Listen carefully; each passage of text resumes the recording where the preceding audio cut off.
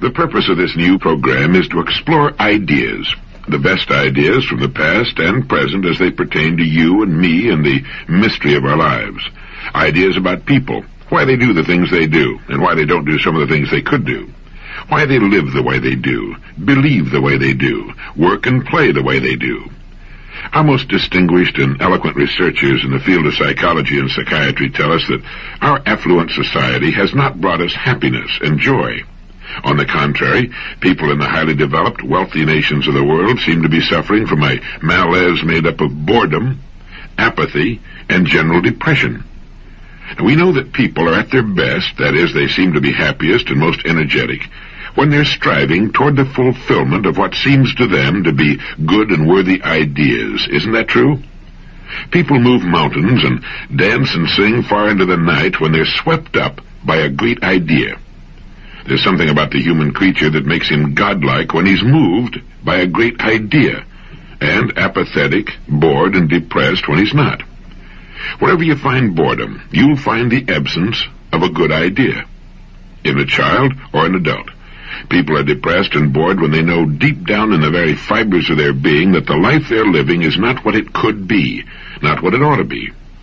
We suffer from an all-pervading feeling of guilt when we're living below our true capacities in our work and in our play. And it's beginning to dawn upon the people everywhere that we've been chasing a mistaken concept of what success is all about. We've confused means with ends. We'll find success, each of us in his own way, when we find ourselves, and when we do, all things that we want and need will be added to our lives. The journey of self-discovery, the journey into meaning, is the most exciting on earth and the most rewarding. When we're gripped by a good idea, a succession of good ideas really, because one leads to another, we're at our best, our happiest. We may not know that we're happy, but we are, and our lives are characterized by a feeling of worth, of purpose. Ideas bring the fresh, clean air of renewal into our lives, into our home lives, into our business lives. The real fun of life is in continually bridging the gap which lies between where we are and where we want to be, and from what we are to what we wish to become. There are three main departments of living with which we should concern ourselves and in which we should succeed. They are, number one, our family lives. Number two, the way we spend our days, on the job and off. And number three, our income. The purpose of this program is to help us find more meaning, more real success in each of these vital departments. First, just a word about listening. You know, when we listen, and especially to information that involves us personally, our minds only pay attention to what we're hearing until something we hear triggers an idea in our minds. Now, at that instant, our minds tune out and concentrate on the new thought. It's like lifting the tone arm on a record player. We no longer hear anything, but the record keeps turning. Now, when you hear something in direct line that sparks an idea, you tune me out for whatever time you devote to the idea. You'll do this repeatedly. The next time you listen, you'll tune out at different times. Because of the way we listen, and because our attention will dart from what we're hearing to what we're thinking about, it's necessary to hear a spoken message several times just to hear it for the first time. And even weeks, months, or years later, it will spark new ideas. So if it's convenient, stop the player whenever you want to think about something you hear. Perhaps you want to make a note of what you've heard, or think about it for some time. Then, when you're ready to resume, start the player again, and so on. If you're driving your car, or if the whole family's listening, that might not be practicable. But even with stops and starts, repeated listening is necessary to make what you hear a part of your way of thinking and doing things. Unfortunately, we don't learn much from something we read only once. If it were printed, it would take time away from other things.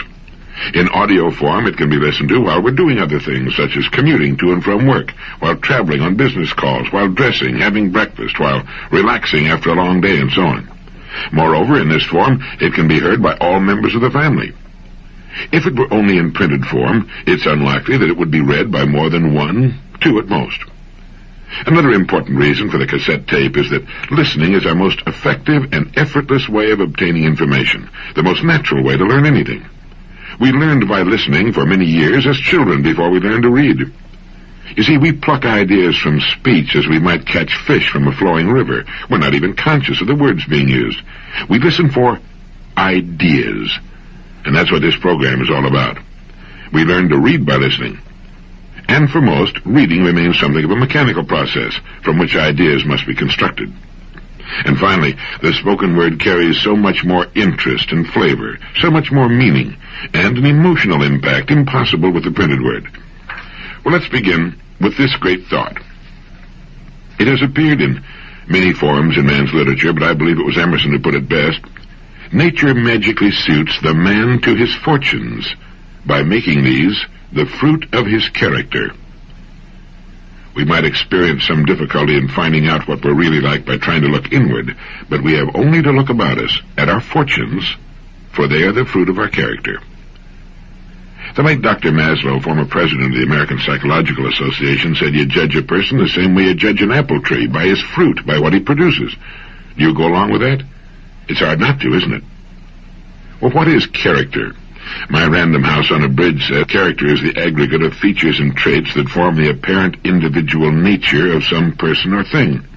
My Oxford English Dictionary gives as its first definition a distinctive mark, impressed, engraved, or otherwise formed, a brand, a stamp. Any person who has had the chance to live as an adult for any appreciable length of time begins to collect about him what we can call his fortunes.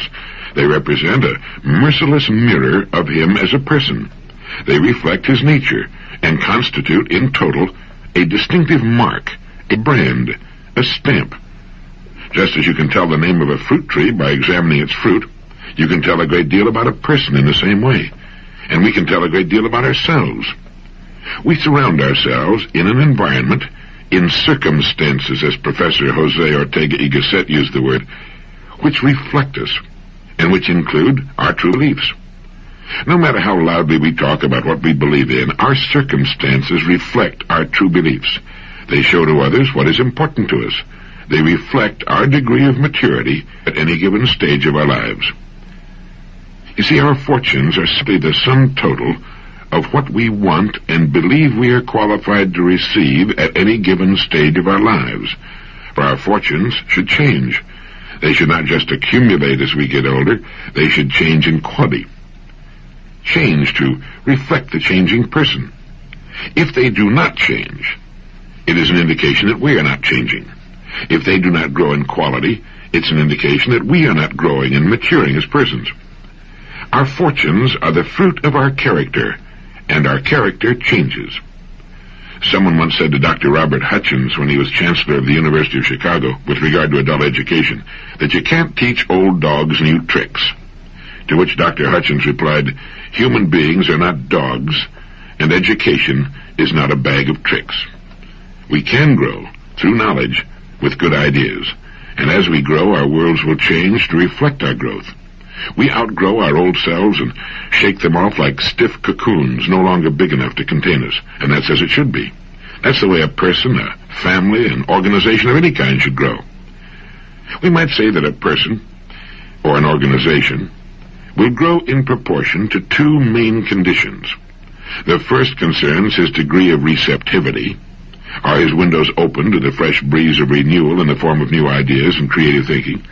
Many persons, in organizations are closed systems. They've got their windows closed and locked, apparently in the belief that they're already the repository of all useful information.